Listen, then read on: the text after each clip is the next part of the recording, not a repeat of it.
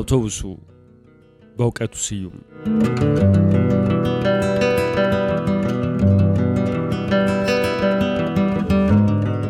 የሀያላን አገር ጦርነት ከራይድ ተጠቃሚነት ወደ ህዝብ ትራንስፖርት ተገልጋይነት አሸጋገረኝ። ባለፈው በቀበና የሚያልፈውን አውቶቡስ ጃን ሜዳ ላይ ኢብሳ ህንጻ አጠገብ ከሚገኘው ፌርማታ ላይ ጠበቅኩት። አውቶቡሱ ያረጀና የታከተ ነው። የእድገት በህብረት ዘማቾችን ከሽሮ ሜዳ እስከ ቦረና በማመላለስ ሥራ የጀመረ አንጋፋ አውቶቡስ መሆኑን አረጋግጫለሁ። በተጠረመሰ ቁጥር እየበየዱ ሲዝግ ቀለም እየቀቡ እስከ ዛሬ እንዲያገለግል አስገድደውታል። ፍሬቻው በነበረበት ቦታ የለም። ማታ ማታ ሹፌሩ በፍሬቻው ቦታ ፋኖስ ያንጠለጥልበታል። ከቂጡ ላይ የተለጠፈ የአንበሳ ስዕል አለ። ከመቀመጫው ላይ ልል ነበር፣ አውቶቡስ አይቀመጥም። ስዕል እንደሚከሳ ያወቅኩት በዚህ አንበሳ ነው። የአንበሳው ጎፈር ብንን ብሎ ሰውነቱም ተቆሻምዶ አንበጣ መስሏል። አውቶቡሱ እንደ 50 እግር ነው የሚያዘግመው። ራስን ለመግደል አቅደህ ፊቱ ላይ ብትደቀን አይሳካልም። እንኳን የመዳጥ የመገፍተር አቅም የለውም። ከጭስ ማውጫው ውስጥ የሰንደል የምትመስል ቀጫጫ ጢስ እየተመዘዘች ትወጣለች። እኔ የኩባ ሲጋር ሳጭስ ከዚህ የተሻለ ፊቴን ካበዳሪ እይታ የሚጋርድ ወፍራም ጭስ አወጣለሁ። አይ ጊዜ እንዲያ በራይድ እንዳልተንደላቀቅኩ የዶንኪዮቴን ፈረስ የመሰለ አውቶቡስ ልፈናጠጥ። ፌርማታው ላይ ሲደርስ በሩ ተከፈተ። ግን በሩ ላይ ራሱ 50 ሰው ቆሟል። ተጨማሪ ተሳፋሪ ቀርቶ አየር ለማስገባት የሚሆን ቦታ የለም። ያም ሆኖ ፌርማታው ላይ ሰፍሮ የቆየ ህዝብ ለመግባት መጋደል ጀመረ። እኛ ተሳፋሪዎች ለመግባት ስንጋደል ሹፌሩ ጋቢና ውስጥ ሆኖ እንደ ግላዲያተር እያየ ይዝናናብናል።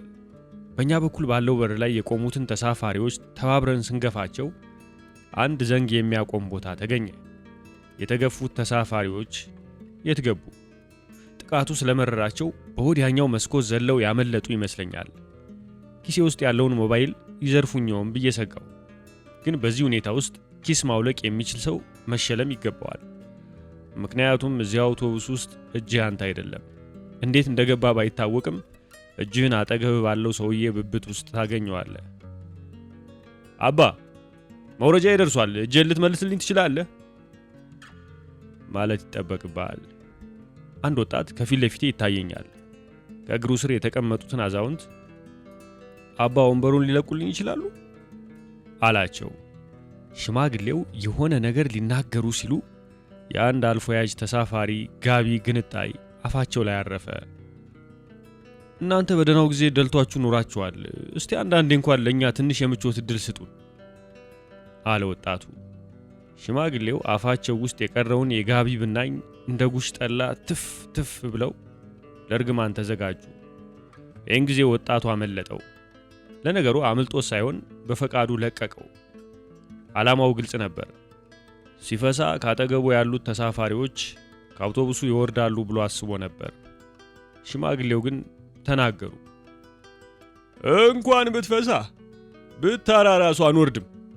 ሕዝብ ባንተ የሸንኮራ ፈስ ቀርቶ በሙሶሎኒ የመርዝ ጋዝ እንኳን አልተበገረም። ፈሳም። ከአውቶቡሱ ወረድኩና ናፍጣ ለማስቀዳት በተደረደሩት መኪኖች ጀርባ ቡታ ጋዜን ይዤ ተሰለፉ።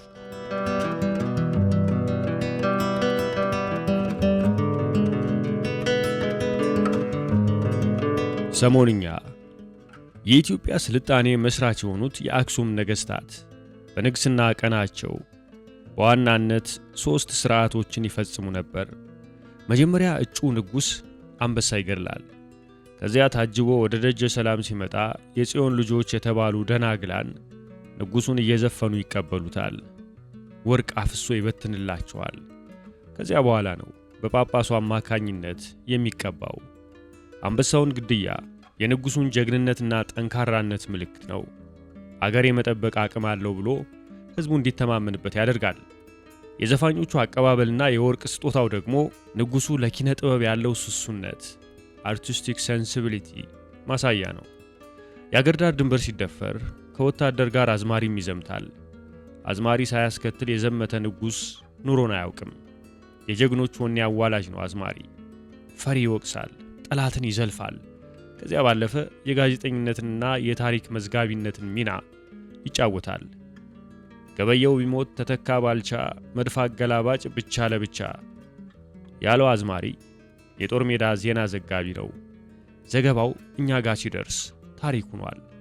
በጦር ሜዳ ላይ ለሀገራቸው ሕይወታቸውን የገበሩ አዝማሪዎች ጥቂት አይደሉም። በእኛ ትውልድ እንኳ በሻቢያ ጥይት ሜዳ የቀረችው ንግሥት አበበ እንዴት ትዘነጋለች? የጥላውን ገሰሰ እምባና ዜማ የንግሥት አበበ ደም ባቆየው አገር ውስጥ ነው ውርውር የምንለው። በየጊዜው ፍርድ እንዲቃና፣ ግፍ እንዲወገድ፣ ሰላም እንዲሰፍን የሚጎተጉቱም አዝማሪዎች ናቸው። ሌላው ይቅርና የምንበላው የጤፍ እንጀራ በዘፈን ተገፍቶ ሞሰባችን ላይ እንደደረሰ ዘንግተናል። ገበሬ እያንጎራጎረ አርሶ እየዘፈነ ይወቃል። የዘፈንን ያክል ድካም አቅላይ አይገኝማ። ኢትዮጵያ ውስጥ በየጊዜው በየመድረኩ ዘው እያሉ ዘፈንና ዘፋኝን የሚኮንኑ፣ በዘፈን የሚደሰቱ ሰዎች ላይ ፍርሃትና ጸጸትን የሚነዙ የእግዚአብሔር ወኪል ነን ባዮች ሞልተዋል። አንዱ ባለፈው በቴዲ ዘፈን መለቀቅ ዋዜማ ላይ ዘፈኑ እንዳይከናወንለት ሲራገም ነበር። በርግማኑ ማግስት በብዙ ሚሊዮን የሚቆጠር ተመልካች ዘፈኑ ላይ ተመሰጠበት። ይህ ክስተት እግዚአብሔር ከሟርተኛ ይልቅ ዘፋኝን እንደሚረዳ ትልቅ ማሳያ ይመስለኛል። ይህ ሰውዬ በቀደም አርባ ምንጭ ድረስ ሂዶ ከሞታ አዞ አጠገብ ፎቶ በመነሳት ዘንዶውን ወጋውት እያለ ሲፎክር ነበር።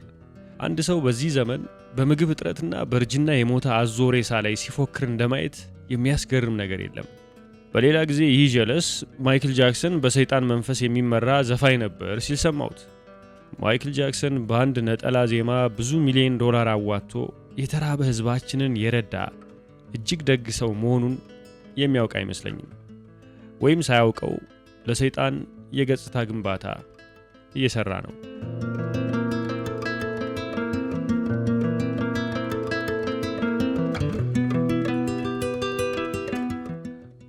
ቀስቃሽ ቲክቶክ ላይ ወሲብ ቀስቃሽ ዳንስ እየደነሱ የሚል ውንጀላ በወይዛዝርት ላይ የምታቀርቡ ቅዱሳን እስቲ ስሙኝ።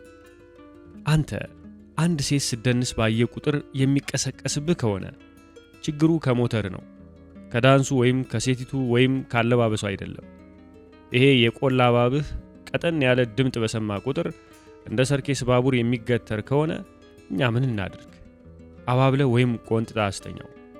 ከ7 ዓመታት በፊት ሚኒሶታን ስጎበኝ ጓደኞቼ የልደት ቀኔን በማስመልከት የሆነ ክለብ ይዘውኝ ገቡ። ክለቡ ቆነጃጅት ሴቶች በምሰሶ ዙሪያ እየተንጨዋለሉ የሚደንሱበት ነው። ከዲያስፖራ ጓደኞቼ አንዱ ተንኮለኛ ለአንዲቱ ደናሽ ጉርሻ ሰጣትና ወደ እኔ ጠቆማት። በተቀመጥኩበት መታ ጭኔ ቁጭ ብላ መደነስ ጀመረች። ሌላ ሰው ቢሆን እዚያው አንድ ጀሪካን ዲዲቲ ይረጭ ነበር። እኔ ወንድማችሁ ግን ራሴን ለመግዛት አጥብቄ ተጣጣርኩ። በሰው ሀገር እንዳይቀሰቀስብኝ ስለሰጋው ስለ 66ቱ ድርቅና ስለ ህዳር በሽታ በማሰብ ሞተሬ ጸጥ ለጥ ብሎ እንዲቆይ አደረኩት። ዳንሰኛዋም በጭምትነቴ እጅጉን ተደንቃ ከተሸለመችው በርካታ ዶላር የተወሰነውን የሸሚዜ ጉንፍ ውስጥ ከተተችልኝ። እኔም በዶላሩ በሚኒሶታ ለሚኖሩ የጎዳና ተዳዳሪዎች ብርድ ልብስ ገዛውበት። መቀመጫቸውን በዳንስ እየወዘወዙ እያላችሁ ሴቶቹን የምትከሱ ራሳችሁን የሾማችሁ የሥነ ምግባር ጠበቃዎች ሆይ ስሙኝ። ሲጀመር መቀመጫ ከግር ራስጌ ስለተሰራ ባይደንሱበትም መወዛወዙ አይቀርም። ተፈጥሮ ውዝዋዜ ነው። እሱን ትታችሁ ትከሻ ማጅራትና ክርን ላይ በማተኮር ከቅስቀሳው ለመዳን ሞክሩ። በእርግጥ የምትወዛወዝ ስታይ የሚቆምብህ ከሆነ የሚወዛወዝ ዛፍ አይተህ እንደማይቆምብህ እርግጠኛ ልንሆን አንችልም። ከቻልክ ራስክን ግዛ፣ ካልቻልክ ደግሞ ማለስለሻውን ግዛ።